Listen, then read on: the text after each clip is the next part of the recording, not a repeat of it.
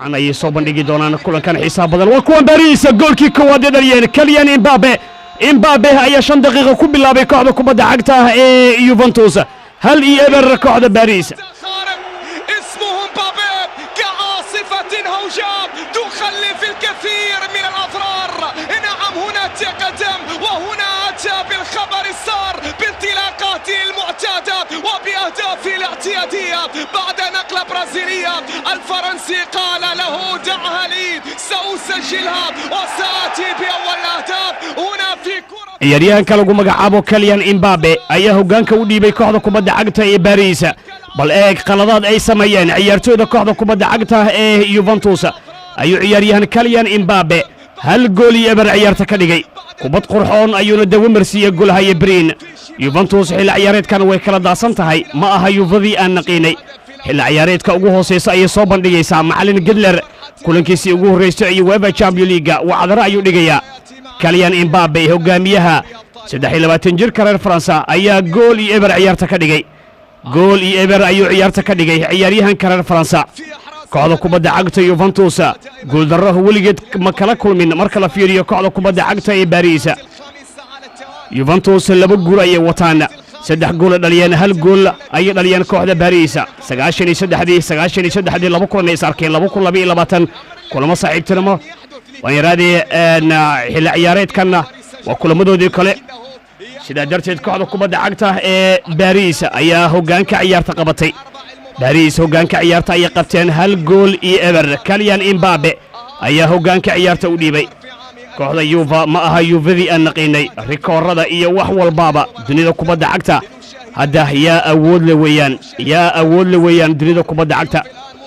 شعبا كلمة كله وان إدين دول مري دونا AC ميلان إيه سالسباغ يا وضع عياريا ميلان قولها هي مجنان غلابريا تاموري هرنانديز كولولو إسماعيل بنصار سيلماكريس تونالي سيدو كله إمبابي داوع أيو شيغان يا سيدو كله هو أوريجي غابيا ديست إيه سيدو كله إبراهيم دياس أيو كوسو بلابي معنيك كوعدو كوبادا عقتا ميلان واكوان كوعدو كوبادا عقتا باريس مركله جول كيلوات باي يوفا باي كيليان إمبابي 2-0 هو ينطلق كطلقة لا تخطئ هدفها أبدا كيليان إمبابي من جديد عاد ليسجل وعود ما تقلاص يوب وكلا بحي يوب وحالي محاتهاي ريكور هون هيسا 89 لبدو كون اسكهل ماما ياليري باريس تان وباريس عصب waayo Juve weligeedii allaheed Paris gool darama kala kulmin dhammaan kulamadii ay sarkeen inkastoo ay yaraayeen kulamadii hore isku arkeen haddana caawa ayaa la xasuuqaya kooxda kubadda cagta Juve qaybta koowaad ee ciyaarta ayaa 2 gool laga dhaliyay yaa ka dhaliyay mataqaana Kylian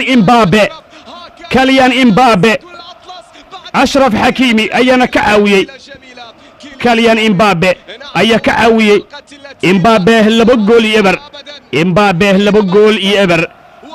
way u dhamaatay kooxda kubadda cagta Juve macallin Gilter waa kan kulankiisii ugu horeysay uu leeliyo kooxda kubadda cagta ee Paris UEFA Champions League ayuu caawa xasuuqaya kooxda marwada duqda ee Juventus kooxda marwada duqda ah ee Juventus ayuu xasuuqaya caawa gool iyo eber ayaana lagu leeyahay qaladaad ay galeen ayaana lagu ciqaabaya Juve qaladaad ay galeen ayaa lagu ciqaabaya 2 gool iyo eber ayaana lagu leeyahay kooxda kubadda cagta ee Juventus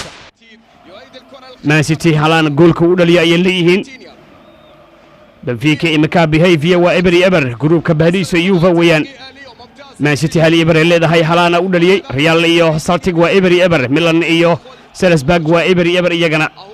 way u dhamaatay kooxda kubadda cagta Juve 5 iyo 6 meelaas waa la gaarsiinaya waa kan Leonardo Paredes hadduu ka soo tagay dagaalkiisa ayuu hore ka bilaabay Leonardo Paredes way dagaalamayaan iyo Ashraf Hakimi Kylian Mbappe ayaa qaladkaas lagu galay 207 milyan ay daafacay galeen daafac kaliya ay soo qaateen intaasoo kulan waa kuwan waa ay baasteen cross fiican la soo qaaday kooxda Juve way dhaliyeen Juve hal gool ay soo celiyeen ciyaaryahankan hadda la soo galiyay Weston McKennie ciyaaryahanka waddanka Mareykanka ayaa gool u soo celiyay koorna la soo tuuray ayuuna madaxiyay ciyaaryahan Weston James McKennie 24 jirkan Mareykanka 2 gool iyo gool kooxda kubadda cagta ee Juventus بالكرة الراسية بعد عرضية كانت مثالية شهد kooxda kubadda cagta Juventus hal gool ay soo celiyeen 2 gool iyo gool ay ciyaarta noqotay 2 gool iyo gool ay ciyaarta noqotay bal eeg cross fiican oo kooxda kubadda cagta Juventus uu soo qaaday ciyaaryahanka lagu magacaabo Kostic ayuu ciyaaryahankan madax ku dhaliyay wadanka Mareykanka ciyaaryahan Philip Kostic 29 jirkan kaga soo biiray kooxda Inter Frankfurt oo Europa League ku guuleysatay xil ciyaareedkii hore ayuu ciyaaryahankan madax ku dhaliyay 2 gool iyo gool ay noqotay ciyaarta Benfica gool ay dhaliyeen oo Silva la yiraahdo u dhaliyay Man City halkii gool ay leedahay Shakhtar Donetsk hal gool ku leedahay RB Leipzig halka Real Madrid wali ay tahay ciyaarteeda eber 55 daqiiqana waa la marayaa Milan hal iyo hal weeyaan iyagana